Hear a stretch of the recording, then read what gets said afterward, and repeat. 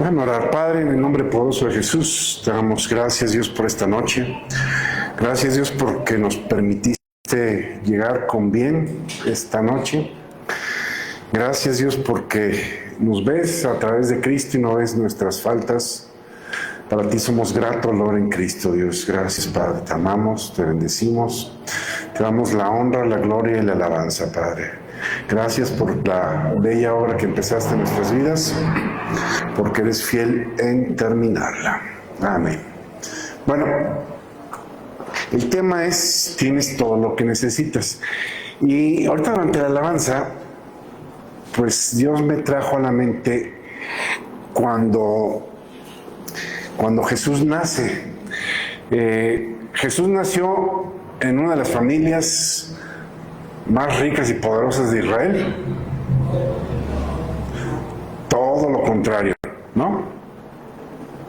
Papá era carpintero y, como pasa con esos oficios, si trabajan, comen, y si no trabajan, no tienen. Entonces podemos decir que estaba al día. ¿Sí? Bueno, cuando Herodes intenta acabar con Jesús, manda a matar a todos los niños. Todos recuerdan la historia. Y entonces el ángel les avisa a José y a María que tienen que huir de Jerusalén para salvar al niño. ¿A dónde se van? ¿Se acuerdan? Se van a Egipto. Ahora estamos hablando que José vivía al día. ¿Cuántos años pasaron en Egipto?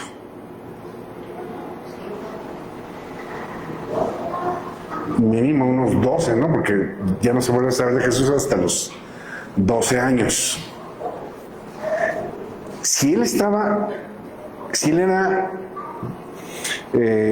familia era una familia pobre y vivía al día, ¿de qué vivieron esos 12 años?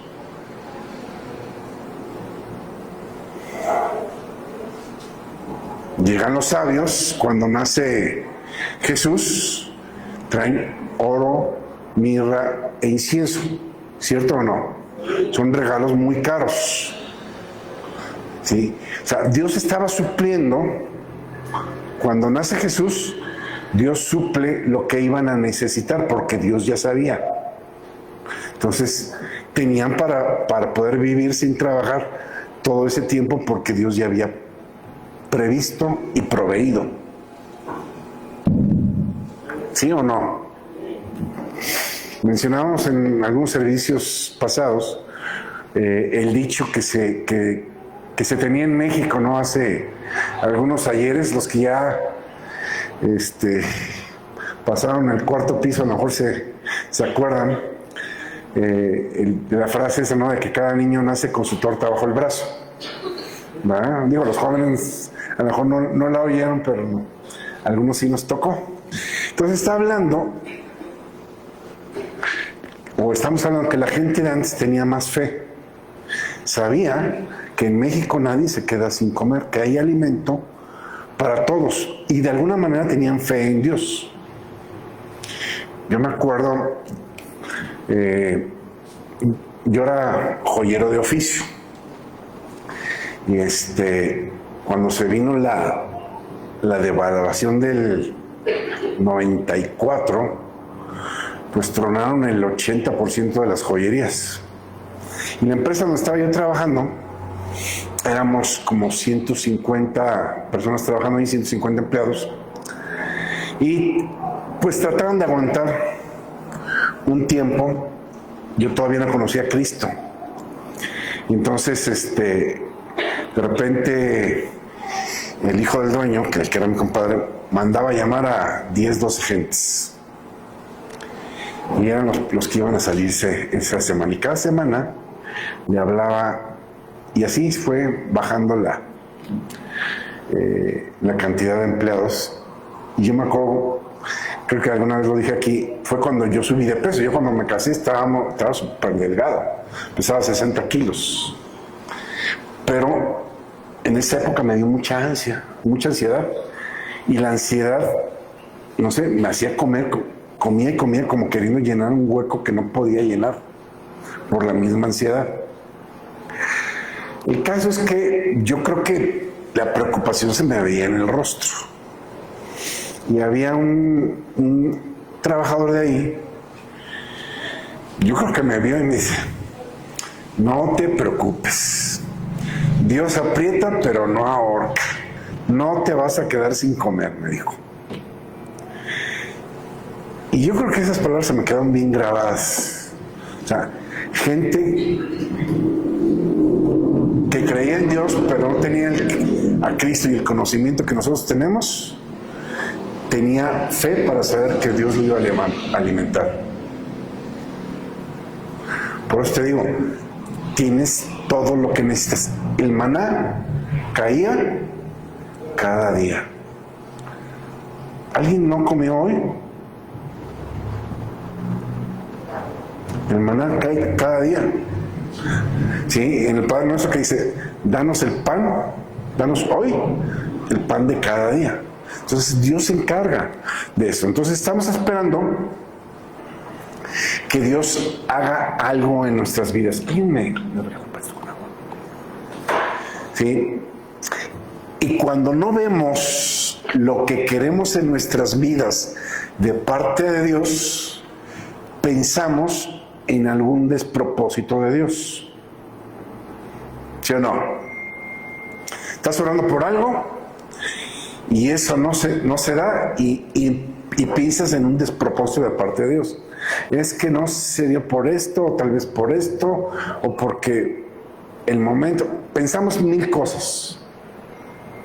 ¿Sí? Pero el punto es que Dios no va a hacer nada por nosotros, puesto que ya lo hizo todo. Dios hizo todo por nosotros. Todas las cosas que pertenecen a la vida y a la piedad nos han sido dadas por su divino poder, mediante el conocimiento de aquel que nos llamó por su gloria y excelencia. Lo que quiero decir que depende más de nosotros que de Dios. Depende más de activar nuestra fe, trabajar en nuestra fe y obviamente hacer lo que nos corresponde. Dicen lo leíamos la vez pasada, en Deuteronomio 8:18, que Dios nos dio el poder para hacer las riquezas. No nos da las riquezas, pero nos da el poder para hacerlas. O sea, que eso depende de nosotros. Leíamos la parte donde dice, según el poder que actúa, ¿se acuerdan el domingo? En nosotros. Bueno, entre más rápido entendamos esto, mejor vamos a estar cada uno de nosotros. Dejaremos de estar buscando cosas donde no las hay y pidiendo a Dios que nos dé cosas que ya nos dio.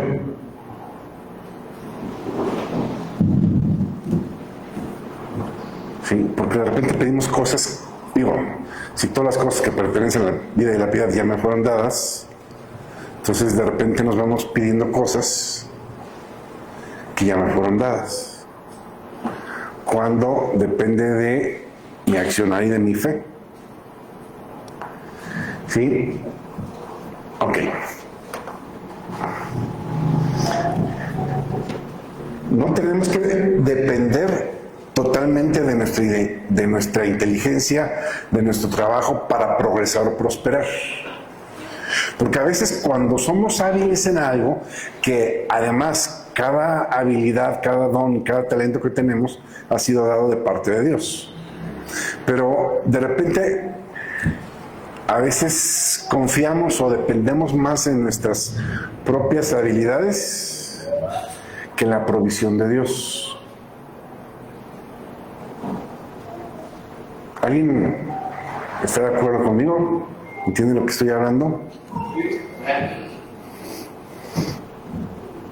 Cuando hacemos el cambio de cargas que hemos estado hablando, creo que ya van como 3 veces que hablamos de eso, el cambio de cargas con Jesús. Él se encarga de que tú prosperes, pero tú te encargas de su obra. Vengan a mí los que estén cansados y trabajados, dejen su carga sobre mí y tomen la mía. Básicamente es yo me dedico a las cosas de Dios y Dios se hace cargo de mi vida. ¿Amén? Ok, vamos a leer el Salmo 5, verso 12.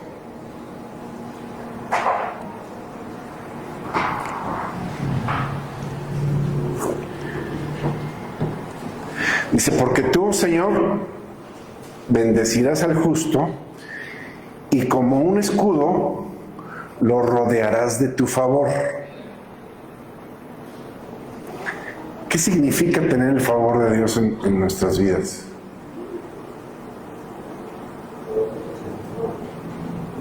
Que lo que tú hagas, Dios lo hace prosperar. Yo prosperaré, dice la Biblia, toda la obra de tus manos.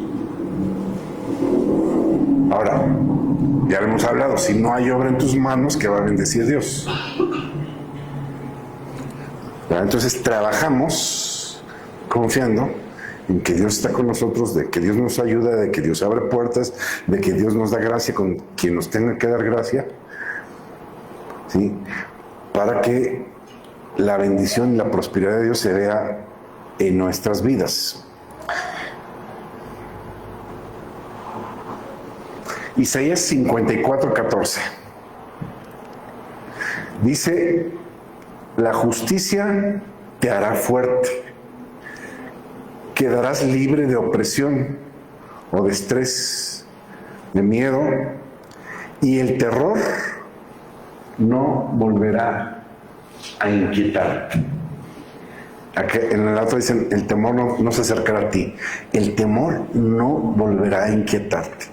Pero empieza hablando de que la justicia de Dios te hará fuerte. ¿Dónde encontramos la justicia de Dios?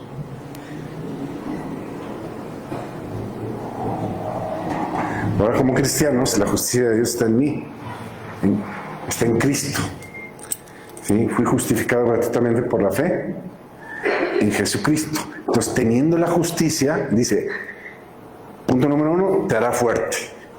Número 2, libre de opresión y de miedo. Y 3, el terror no volverá a inquietarte o a acercarse a ti. Entonces, tenemos la confianza en Dios de que pase lo que pase, veas lo que veas, sientes lo que sientas, Dios está contigo. Como hemos dicho, somos la justicia de Dios. Dios nos ha hecho justos, somos justos. Y Santiago 5:16, ¿qué dice? ¿Se acuerdan? Sí. La oración del justo puede mucho. Entonces, ¿qué está diciendo? La oración del justo es escuchada. O sea, si Dios escucha a los incrédulos, bueno, a los no cristianos o a los no creyentes o como quieras llamarlo, porque los escucha. Digo, creo que de aquí, digo, no vino Betty, pero la mayoría nacimos con los primos, ¿no? La mayoría venimos de otro lado. ¿Sí? ¿Y cuántas oraciones no hicimos y vimos la respuesta de Dios? Porque yo oraba o rezaba, como le quieras llamar, y llegué a ver la mano de Dios en mi vida. Entonces, si Dios escucha la oración de los que no son hijos, con mucho más razón va a oír la oración de los que son hijos. ¿Sí? Cuando Jesús nos dice que hagamos ese cambio de cargas, dejando las nuestras sobre Él y tomando la suya, que es ligera, está hablando de un estilo de vida sin complicaciones, fácil y ligero, viviendo al ritmo de la gracia no forzada, natural, paso a paso, día a día. Era lo que creo que lo comentamos en estos días, cuando la Biblia nos muestra a Jesús preocupado o afanado.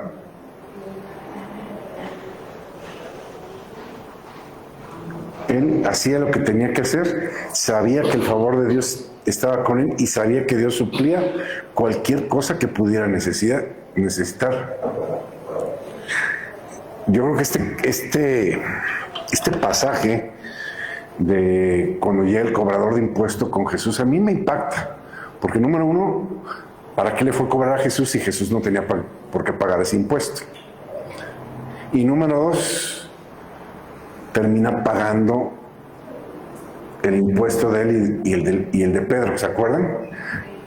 O sea, simplemente cuando llegan a cobrarle, obviamente no traía dinero en la mano. Jesús le dice a Pedro, mira, vete ahí al malecón, echa la red o el anzuelo, lo que sea, el primer pez que salga, yo creo que el pez ya lo estaba esperando. Lo sacas, dentro de la boca del pez va a haber una moneda de oro, con eso pagas lo tuyo y lo mío. Sin afán, sin preocupación, sabiendo que Dios se encarga. De hecho, así dice la Biblia, o sea, que no te afanes, que no te preocupes, porque Dios tiene cuidado de ti. ¿Sí? El problema es que cuando nos preocupamos de más, le estorbamos a Dios para que Dios nos bendiga y nos ayude. Y nosotros mismos estorbamos.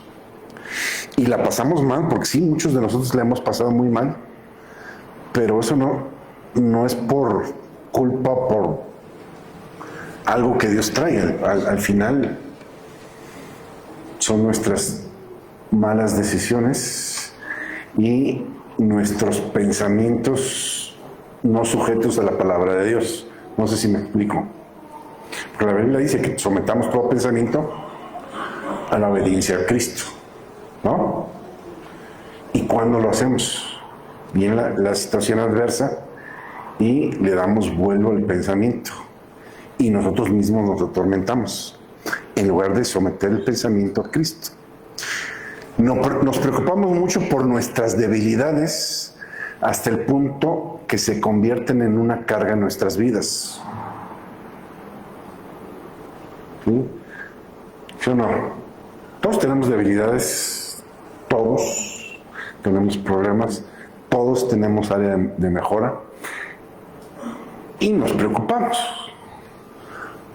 Pablo tenía una, la puso delante de Dios, ¿se acuerdan? Padre, quita este aguijón de mi carne. ¿Y qué le dijo a Dios? Mi gracia se va a fortalecer en tu debilidad, ¿no? O sea, yo voy a usar eso para fortalecer tu vida. Básicamente es lo que le estaba diciendo, ¿no? Es cuando dejamos las cosas en manos de Dios.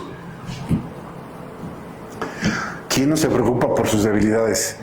Pero cuando aprendamos a usar la gracia que nos fue dada y la aplicamos a nuestras debilidades, es entonces cuando el Señor nos fortalece, haciendo la obra en nosotros y a través de nosotros. Por eso Pablo decía algo que parece ilógico. Por tanto, me gloriaré en mis debilidades, porque cuando soy débil, entonces la fuerza de Dios se manifiesta en mi vida, ¿no? Cuando Goliat aterrorizó a Israel durante 40 días, el ejército veía al gigante. Cuando David se le enfrentó, David, ¿a quién estaba viendo? ¿A quién veía David? A Dios. Él no estaba viendo al gigante, él estaba viendo a Dios. El gigante lo ve, para empezar, en un chamaquito, 12, 13 años, flaquito, no pudo ni con la, ¿cómo se llama? La armadura del rey. Y le dice, lo ve y le dice, ¿vienes a mí como si yo fuera un perro con palos y piedras? ¿Cuál fue la respuesta de David? No, vengo a ti en el nombre, o sea, ¿dónde tenía puesta su confianza? En el nombre de Jehová de los ejércitos, ¿sí? el rey de los escuadrones de Israel, a quien tú has ofendido. Todo el mundo le tenía miedo, excepto el chamaquito, porque el chamaquito ya venía con una comunión con Dios, oraba a Dios, le cantaba a Dios. O sea, no es que fuera tonto. Imagínate el otro como de más de 3 metros, no sé cuánto medía David en ese entonces. Fácil, le sacaba más del doble. Pero a veces nos olvida que es Dios en nuestras vidas, Dios en nosotros. ¿Se acuerdan cuando los 3 amigos de Daniel no se quieren postrar delante de la imagen y llega y le van con el chisme a Nabucodonosor? Aquellos varones que trajiste de los deportados de Israel no se quieren postrar delante de tu imagen. A ver, tráiganlos. Traigan la imagen y traigan a la banda. Y le dice, les voy a dar otra oportunidad. En cuanto empiecen a ver a la banda tocar, se postran y adoran. ¿No? No lo vamos a hacer. Y el otro se enoja. Si no lo hacen, los voy a meter en el horno. ¿Se acuerdan? ¿Y qué dicen ellos? Dios nos librará de tu mano. O sea, primero dicen eso con una fe, con una certeza. Dios nos librará. Y aunque no lo hagan, de todos modos no nos postraremos delante de ti. Pero la primera declaración es, Dios nos librará. ¿Y Dios los libró? ¿Sí? Dios estaba ahí, porque estaban viendo al Señor, no hay problema. Dice, entonces dijo David al filisteo, tú vienes a mí con espada y lanza y jabalina, mas yo vengo a ti en el nombre de Jehová de los ejércitos, el Dios de los escuadrones de Israel, a quien tú has provocado. ¿Sí? 1 Samuel 17:45. Okay, vamos a Hebreos 4 del 1 al 3.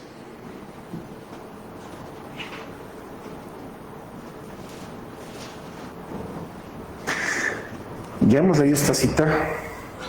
Dice, temamos pues que quedando aún la promesa de entrar en su reposo, algunos de ustedes parezca no haberlo alcanzado. Y siempre me ha llamado la atención esta palabra, parezca.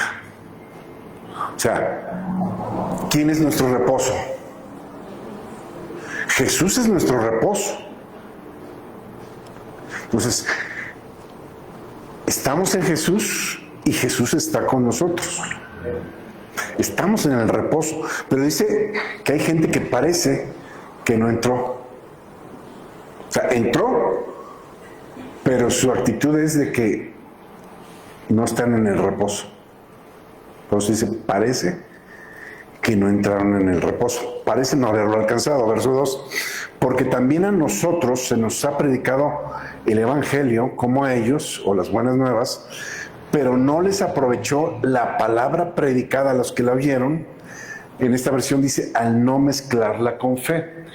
Dice, porque también a nosotros se nos ha anunciado la buena nueva como a ellos, pero no les aprovechó el oír la palabra por no ir acompañada de fe en los que la oyeron. O sea, quiere decir que la palabra que se te está compartiendo, predicando, la tienes que escuchar con la certeza y la seguridad de que lo que Dios dice es verdad. Sea Dios veraz y todo hombre mentiroso. Aunque yo no lo vea, aunque yo no lo sienta, aunque no vea la salida. Mi pastor me decía, yo soy sano aunque me muera. ¿Qué significa esto? Que lo que Dios dijo es verdad, lo vea o no lo vea yo, pero la palabra es verdad. Porque a veces, cuando no lo vemos, cuestionamos a Dios. Señor, ¿no dijiste? Tú dijiste esto y no lo estoy viendo. ¿no? Es mentira, pero es mentiroso. Ahora no lo decimos con esas palabras, pero nuestra actitud lo dice. Señor, tú dijiste y mira, no lo he visto. ¿Sí? Verso 3, pero nosotros, fíjate que aquí Pablo se excluye de los otros, pero nosotros que hemos creído, entramos en el reposo.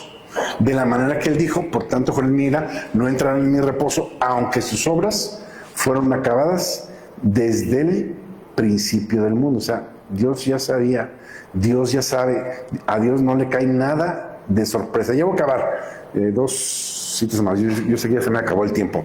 Isaías 30:15, dice, porque así dijo Jehová el Señor, el Santo de Israel, en descanso y en reposo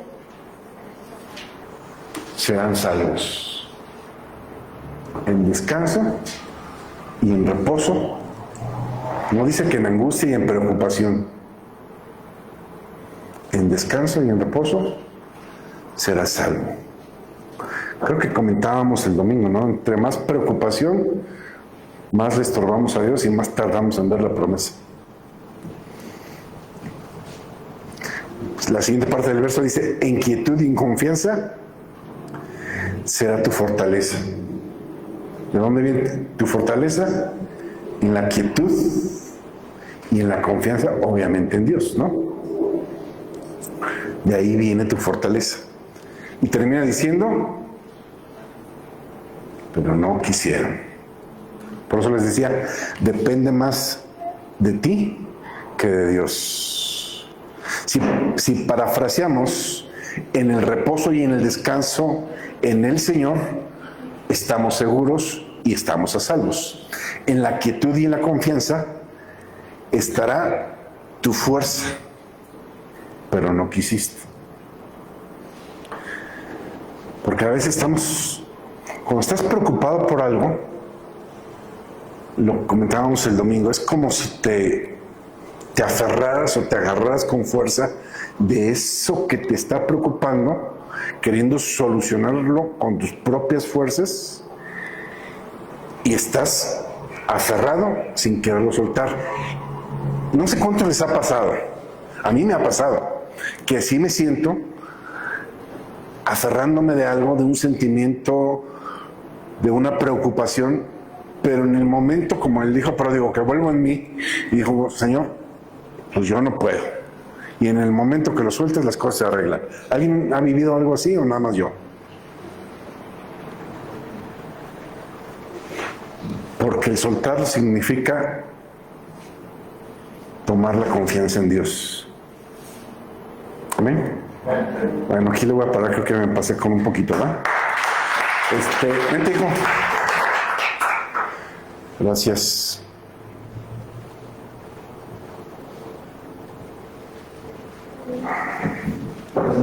Vamos a soltar para confiar en Dios.